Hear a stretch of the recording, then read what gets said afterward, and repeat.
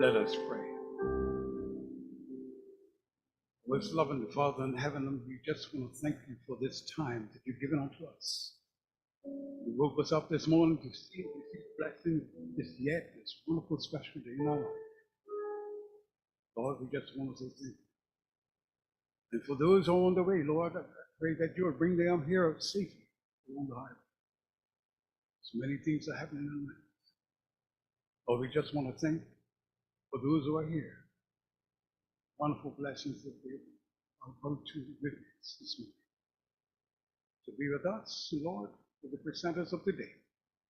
Use them, Lord, in a special way to help us along the way to identify truth and error. Thanks again. In Jesus' name, amen. I'd like to welcome each and every one of you to BCI Church of God. Experiencing those.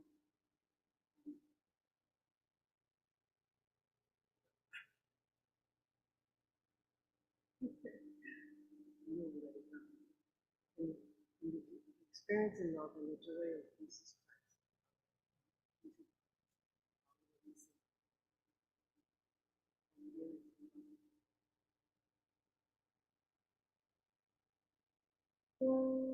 Good morning, everyone.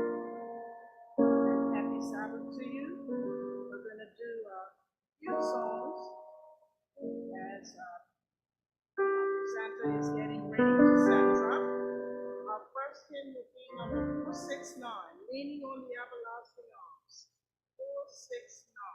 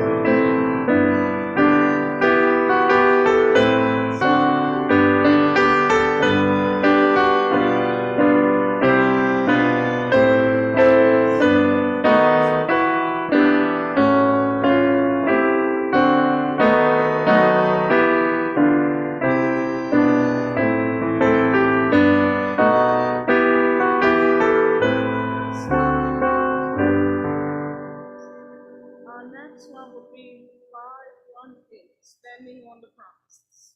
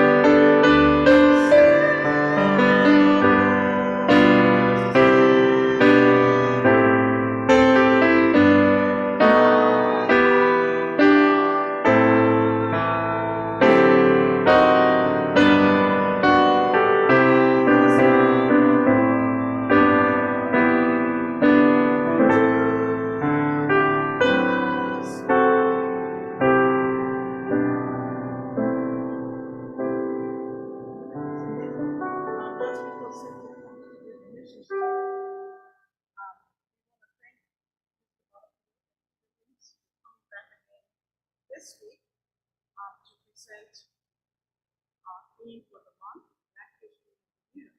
Now, I don't know to I believe, do you have some music right now? Okay. But I know that you are a part of CURB, right? Citizens Uprooting Racism in Bermuda. And because we want to thank you and appreciate you coming to present to us. And today, certainly share with us. Thank you.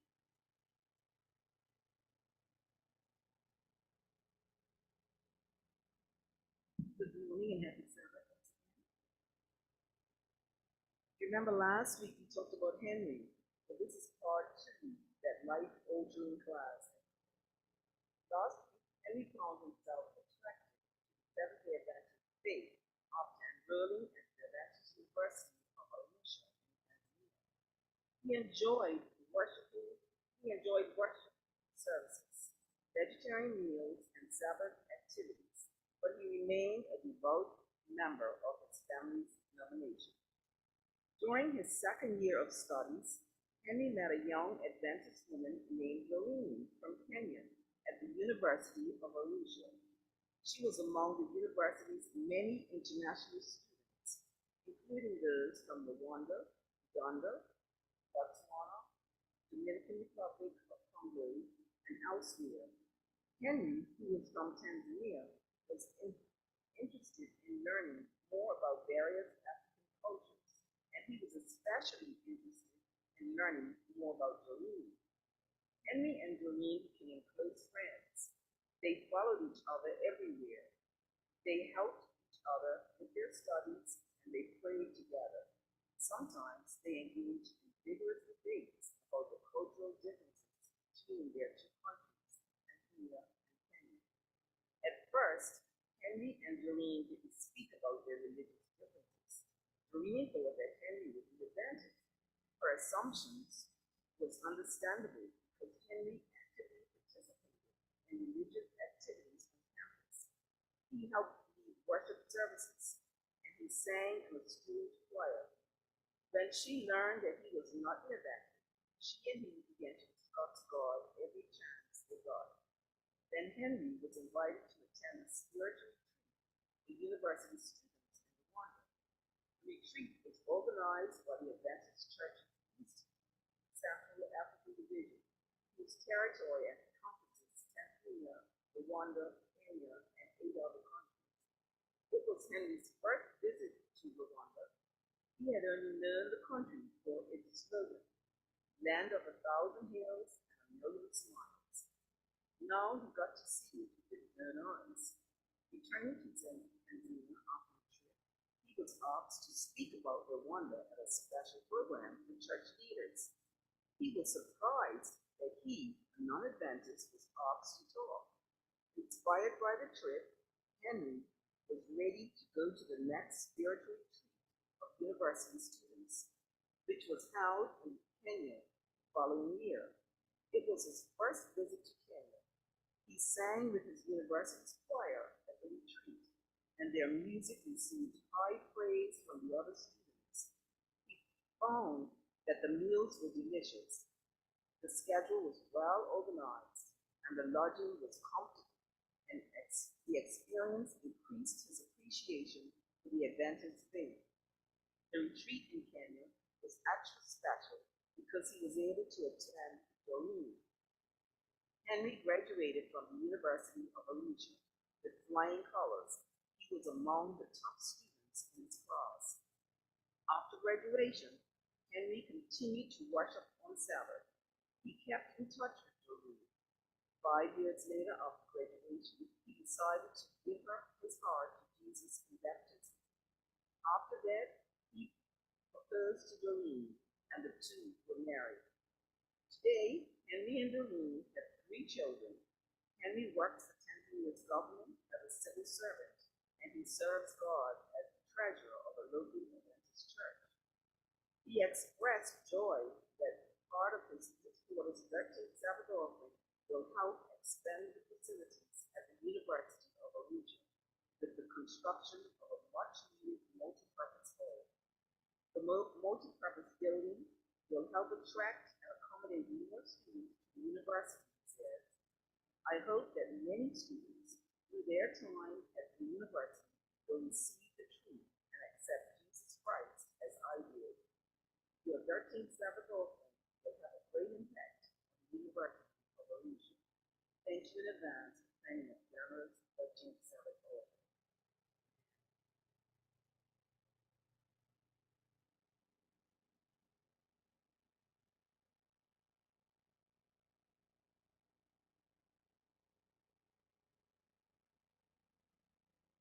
Good morning. Is this? Yeah. I think the audio is working.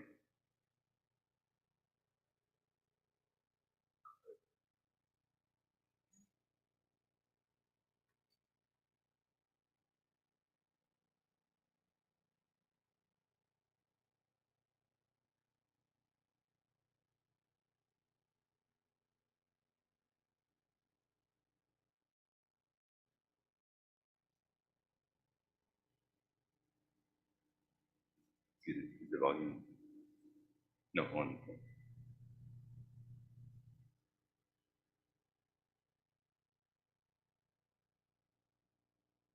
Good morning. Okay. There's a brief animation that will explain a bit of what's going on with Curb. It's a sort of new branding and also give you an indication of kind of where the fight against racism is going now in Bermuda. So I'll leave that to Ms. Williams.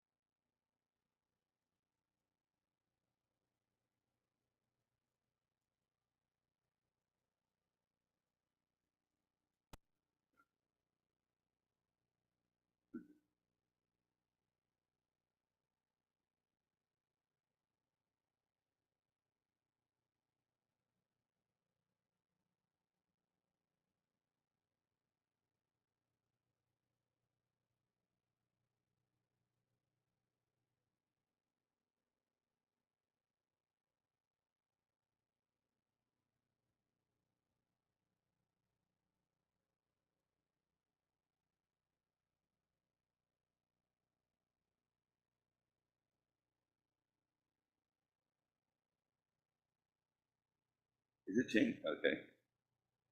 Philip, are you changing here or am I changing here?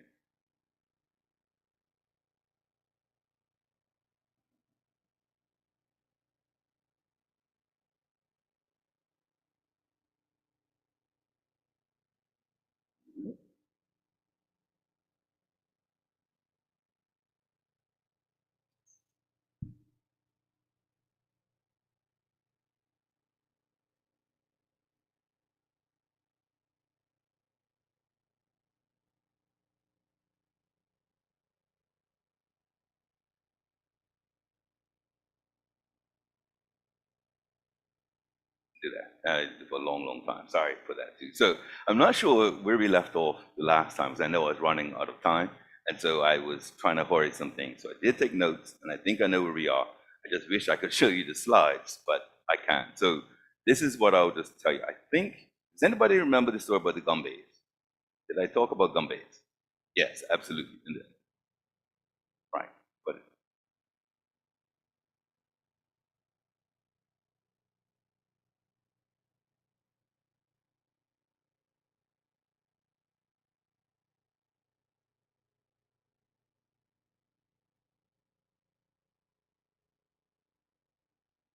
so today what I wanted to do was pick up from where we left off and tell you a couple of things that have happened to put some history in context. So the first thing that I was going to do was just show you a slide, but I'll just tell you because it's all words anyway, you don't really have to see it. But 1902, and I'm giving you this kind of idea because 1902 wasn't a long, long time ago.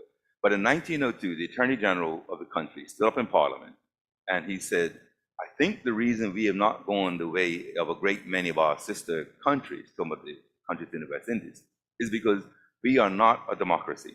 we are an oligarchy, and we should never ever have anything close to universal adult suffrage in Bermuda.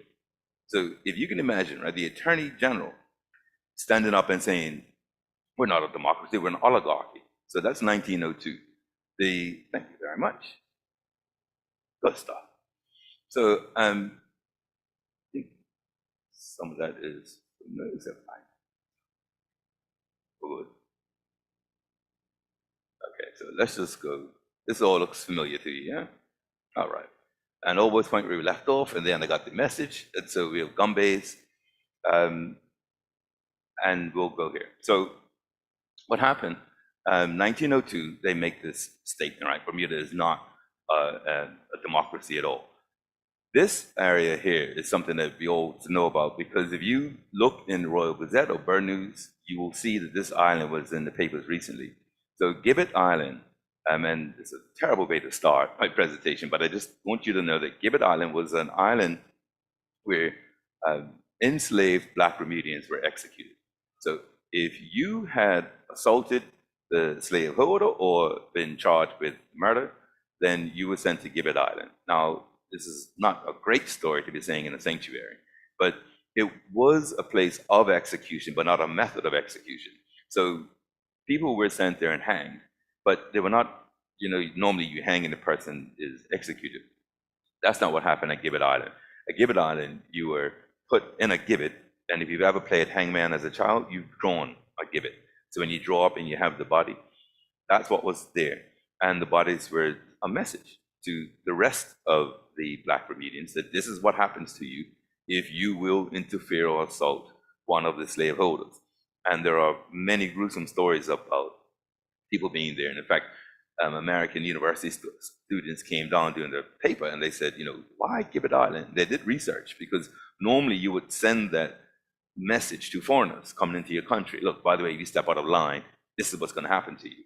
But that Flats Inlet right there, so that's the aquarium in Gibbet Island, was not an international port. So because of that, they reckoned that it had nothing to do with foreigners. They were sending messages to Bermudians, but this is what happens to you.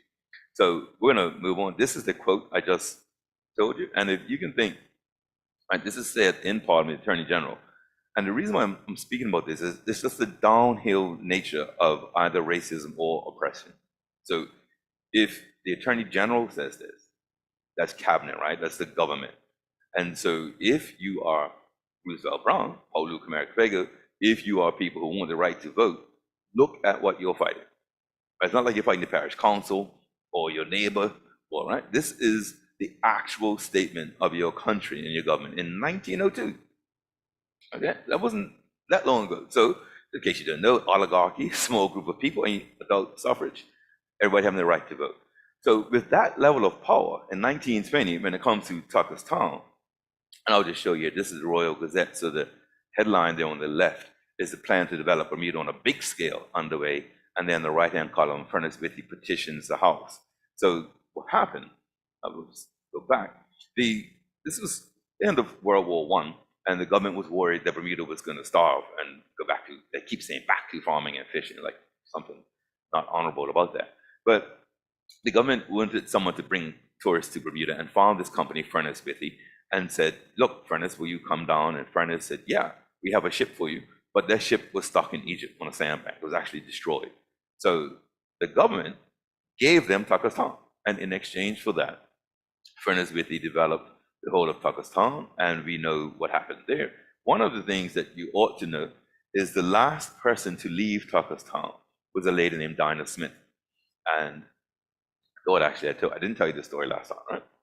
Okay.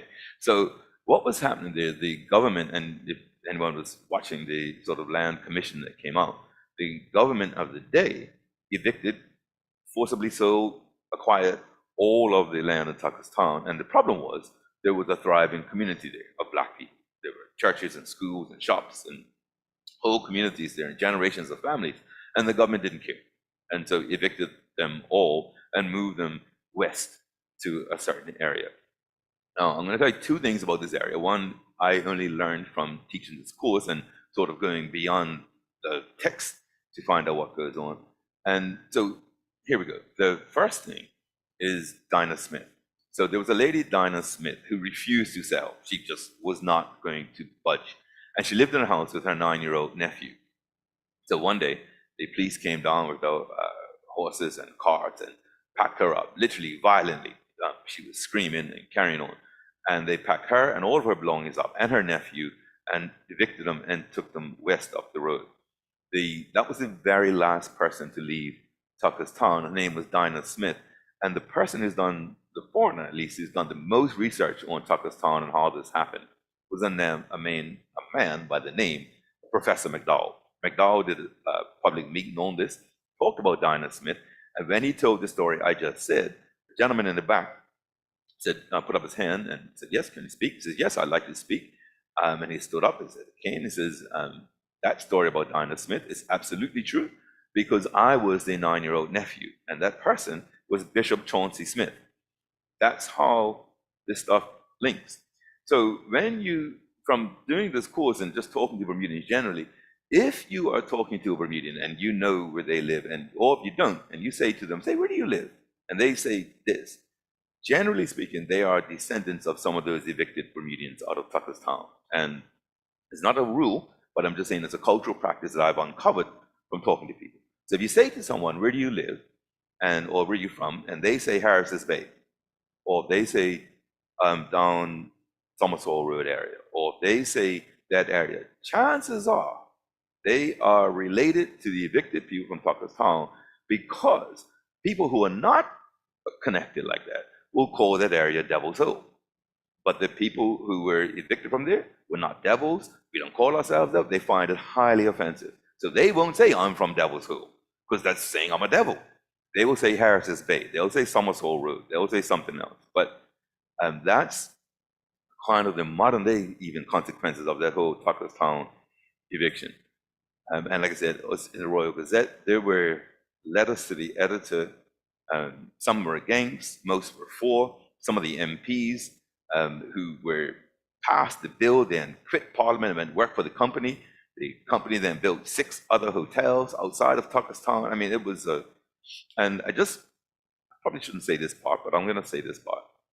Back then, when you read all the justification for this, the only argument is that there's not enough money on the island to do this, and it's needed to be done. Isn't that St. Regis? Isn't that something to be? Isn't that the airport, the hospital? So we're a century on, right? There are millionaire members of this church. What do you mean there's not enough money on the island? What we don't have is a public interest so that people decide to invest in their own country and do so. But I'm rambling, let's move through. So when I do teach about the African Diaspora Heritage Trail. Now, this was an idea that was conceived in 2001 by late Tourism Minister David Allen. And it's actually a global institution, and then we have a trail in Bermuda. And so I just want to run through some of the spots just because it's Black History, and I think I might be back again next week, I think. So I'll try, in case I wasn't going to be back, I figured I better do this part, so at least, they say, yeah, we heard enough of him. So this trail, the chairman, the honorary chairman is actually the Hollywood actor Danny Glover. And we have a trail in Bermuda. So just to highlight a few, I just want to start with this one. So this is the rubber tree in Warwick. Everybody pretty much knows the rubber tree. That's Khyber Pass going up the left. If you look at the picture on the left, just in the lower right corner is a monument. Now that right picture, top right, is the monument. And then on that monument is a plaque, and that's it right below. So starting at the bottom left, the rubber tree is a historical burial site. It's on the African Diaspora Heritage Trail. That monument there states, sacred to the memory of our brothers and sisters in Christ who were laid to rest in this hallowed spot. That's the rubber tree. What you don't know is why. Black people were buried there, free and enslaved, because St. Mary's would not allow black people to be buried in a graveyard across the street. And just so you know, if you want a little peek into the Butterfield world that I live in, there's a meeting next week of the Western sports clubs and community clubs and their role in society. And Paget, Somerset, PHC, they're all going to be in there, Rangers, and that meeting's at St. Mary's. I won't be attending for that very reason. Okay? Now, we'll come a bit here, Cobbs Hill Methodist Church, and I'll just tell a little joke here. When I teach this class to us, I say this church is, if you go on Cubs Hill from Middle Road, right? So if you're on Middle Road, turn on to Cubs Hill, there's Workman's right there, and it's the lane immediately after Workman's. When I tell that story to us, everybody goes, yeah, right. When I tell it like I did a few weeks ago to some young people, they look at me. And the undertaker goes, so I say, hold on, everybody. And no lie, ready? I say, 4-star pizza. Oh, right, yeah. It's Workman's to us. It's 4-star pizza to a couple of generations younger, I'll just say. So, Cubs Hill Methodist Church, and not only is the oldest Methodist building in Bermuda, but if you look at the other top right there, church built by slaves in the moonlight. So the Chief Justice at the time really respected a man, Reverend Edward Fraser, who was a Methodist minister, and gave him some land, but just the land. And so all the materials, all of the labor, all of the work, all of the people, everything could only happen when the enslaved people were off, which was nighttime. And so Cubs Hill was built, and it's said that there are about 40 or 50 genuine sort of members of the church, and each of those members are descendant of some of the enslaved who built it. And so the church is on Moonlight Lane. So right after Workman's, you'll see Moonlight Lane, and it'll lead you directly to Cubs Hill Methodist Church. Okay, coming into Hamilton, here's another stop on the African Diaspora Heritage Trail. This one may take up my time. Are you timing me, by the way? Okay, good. So Ballast Bay Park, if you go onto All Boys Point and were to drive off, just at those lights, this is to your left. If you look at this low hedge here, that's where the Marine Police Station is. So Bars Bay Park. Now, Bars Bay Park is serious to the African Diaspora Heritage Trail and Bermuda for this reason. We abolished slavery or emancipated slaves in 1834, August the 1st, 1834. And then on the 11th of February, a bad man was sailing from Virginia, going to the Carolinas to, well, or beyond, to sell enslaved people he had captured. In fact, on his way down, he even saw some people of Native Americans or Indians, which is called First Nations, on the beach. Decided he'd go capture them too, capture them and brought them on. And the ship hit a storm, and this storm really lashed the ship. And so, for protection, the captain kind of limped into Hamilton Harbor, just outside of the harbor. Well, that was February 11th, 1835, and we had abolished slavery August 1st, 1834. So, a man named Richard Tucker had begun the Friendly Societies in Bermuda. And the Friendly Societies were set up to help newly freed Black people start a new life in Bermuda. Because, as you may know, the slaveholders were paid compensation for loss of property. The actual property, the people, were given nothing. And so the Friendly Society was set up to help people. And so when Richard Tucker heard that there was a ship that had 78 slaves on board in Hamilton Harbor, he went to court and got a lawsuit, a writ, and sued the captain for habeas corpus, bring the bodies before the court.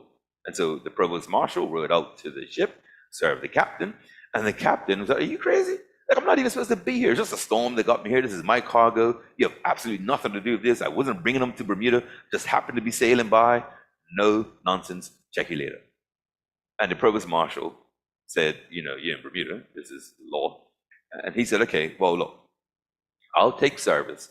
And when is the session? 9:30, 10 o'clock in the morning? No problem." And so the provost marshal comes off. They go to the Chief Justice and says, no. You know what's going on here. And so we put on a special session of court at 9 o'clock at night. And all of the slaves were brought ashore right here at Bars Bay Park at that spot. And so that statue that you can see in the background, way in the background there on the left, is here, and it's called We Arrive. And it commemorates the arrival of those enslaved people. Now, when I went to court, all of them were offered freedom, and all of them but one accepted it. The one who didn't was a lady who thought she would go back with the captain and would catch up with her husband wherever the captain was going. And so she went back, but everyone else stayed. And at the time, if you read the Royal Gazette, at the time, they say there was a whooping and a hollering of excitement in the court like it had never been seen before. And they said somebody else sent an offering around so that they could have some money, and then another rich man gave his warehouse in North Hamilton so they could have shelter. And we have books written about the descendants from the Enterprise ship. So that story is commemorated there, and our role in sort of February 1835. That's in the ADHD. Okay. What is it? Oh, okay. All right. So I'll tell you what, I'm going to tell you something a bit more interesting than, because I have 5 minutes left, and there's a couple of things I want to run. So St. George's Historical Society Museum, don't worry about the title, but that building there is historic. There are a lot of things have happened there in St. George's. And the one story I would like to tell you about today is about Reverend John Stevenson. Now, we've spoken about, or I've spoken about the race in Bermuda and slavery and that oppression.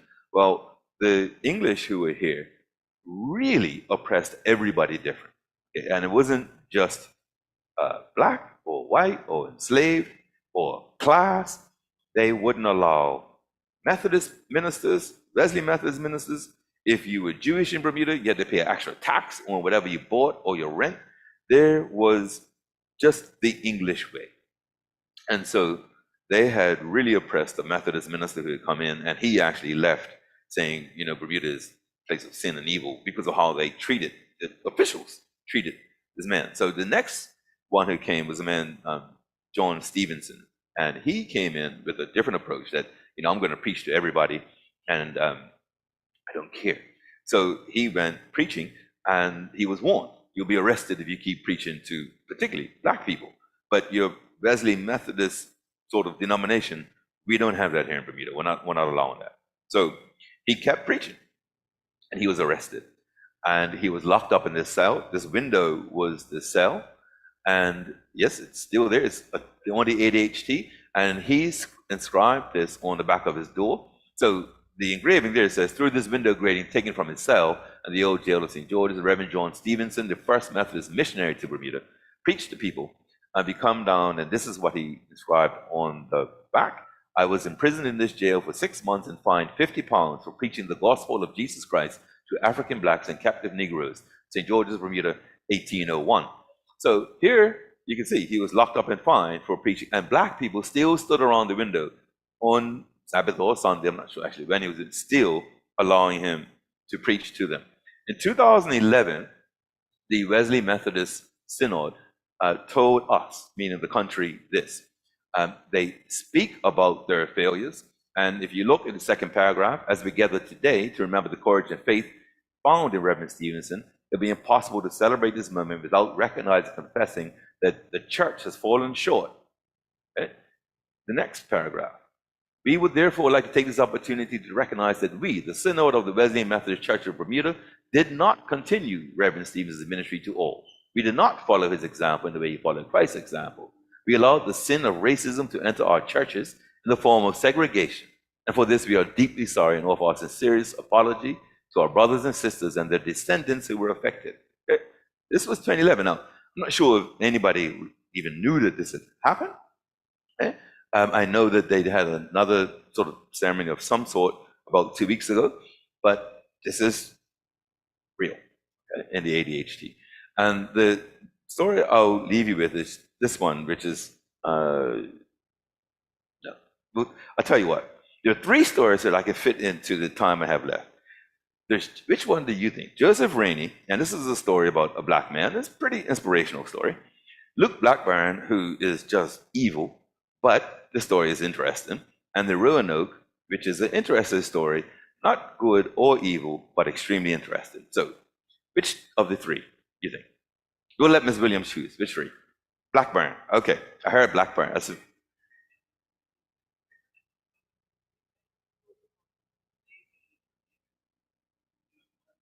Yeah.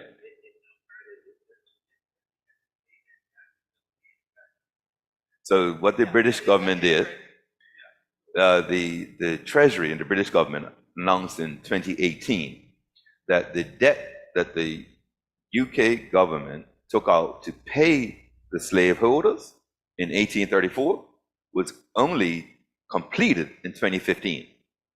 And so they were bragging at the time that if you pay taxes at any point up until 2015, you were paying off that debt from slavery.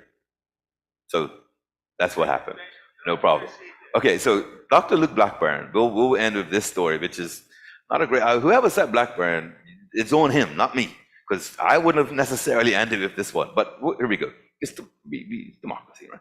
So Blackburn came to Bermuda because we were suffering a yellow fever outbreak, a really, really, really bad yellow fever outbreak.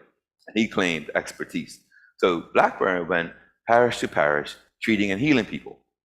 And he would get to a parish and go to the parish council and say, listen, I'd like to go. Can you show me your infirmed and sick people? And they say, oh yeah, it's John, it's Mary, it's Swan, it's Birchall. Yeah. And he'd go out. And then they say, how much you're a doctor, how much are you charging us? And he'd say, no, it's free. And he went for almost a year, all the parishes, healing, treating people. And then he was getting ready to leave. And so it was down sort of at the dock and saying, all right, my ship's coming, I'll see you all later. And the whole country was like, man, don't go, you're awesome. He said, I gotta go to Canada. And so he left. And a day or two later, there was an emergency meeting called of the Corporation of St. George's by the governor. So the governor calls this meeting, and they're all there, and everybody, like this was big news, like a crisis. So people even peasing in the windows, right, to see what's going on. And the governor announced that Blackburn was actually not just a doctor. He was a Confederate spy. So this is during the Civil War, and a Confederate agent. And actually, what he had been doing was not treating people at all. He had been going around Bermuda, taking everybody's infected clothing, blankets, whatever it was that he thought had that virus in it, and was storing it in trunks. And his mission was to send that infected, disease stuff to Washington. Germ warfare against Lincoln and the North. Okay? So he leaves Bermuda. And when he says this, the corporation is shocked because the man had been here for a year. A man who had been looking in the window runs off, and people have been watching him follow him. And he runs to his house, and they find him trying to light on fire even more blankets and clothing that he was supposed to send on to Blackburn, who had now arrived in Canada. And so when they saw that, he was arrested and charged with harboring a public nuisance. If anybody here from St. George's, last name Swan, you may want to check your descendants, because there were Swans who did that, but I'll leave that to you. I'm not even looking at you, leaving it to you. That was them. Blackburn gets arrested in Canada. And how all of this happened was because the guy who Blackburn got to send the stuff to Canada, that went fine. But the guy in Canada who was supposed to send it to Washington wasn't paid. And so he told the governor who told the Bermuda governor, and so this is how this comes out. So Blackburn gets arrested in Canada, but he's arrested for breaking Canada's Neutrality Act. Not with germs or nuisance or anything like that, but Canada was neutral in the American Civil War. But by having these trunks and weapons, if you will, come to Canada, he put Canada right in the mix of it. And so they charged him with breaching their act. As he gets to court, my man pulls out a letter. And in war times, you would have this thing called a letter of marque. And a letter of marque is when the army that you're representing tells whoever you're going to, whatever the authorities, that what he's doing is acts of war, because we're at war. It's not crime, not criminal. That worked. Blackburn was escorted back to South Carolina, where he ran and became a representative of the House of Representatives and governor. Like, that man is a hero to the South Carolina, right? So that was our role in all, and I must say, one of the trunks did make it to Washington, but that's a whole different story. But I do believe that I've exhausted my time, and in order, I don't quite know how this is going to work, but I have to show you this now. I believe it's going to work now. The animation, and I believe.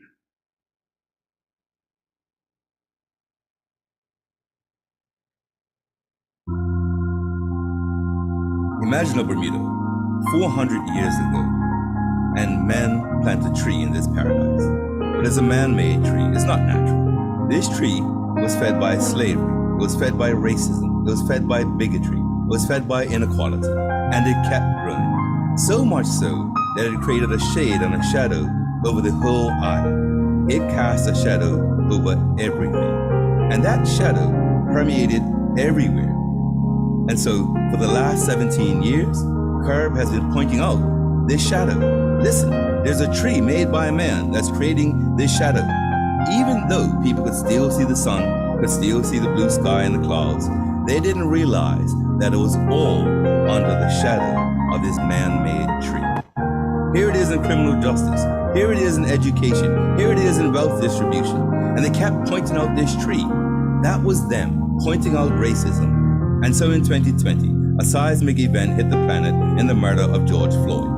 And so now there are a lot of Bermudians, a lot of residents writing passionate things about racism.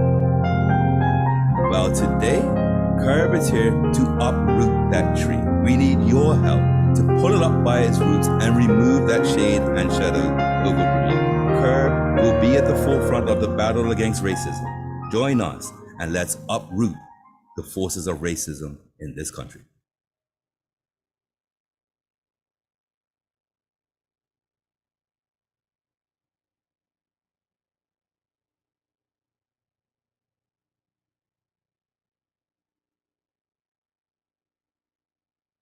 To come back next week. I certainly learned a lot again today. I believe I have to unlearn some things myself. But we certainly want to thank you, Mr. Butterfield, for taking out your time to come and to educate us here at Devonshire Seventh-day Adventist Church. Okay, now we're going to separate for our class study. Elder Tucker and Elder Mitch, you're to my right. Let us stand, we'll have prayer, and we'll separate for our class study at this time. Father, we want to thank you once again for even the words that we heard today, that what you have put in Mr. Butterfield's heart to teach us about our history here in Bermuda, Lord.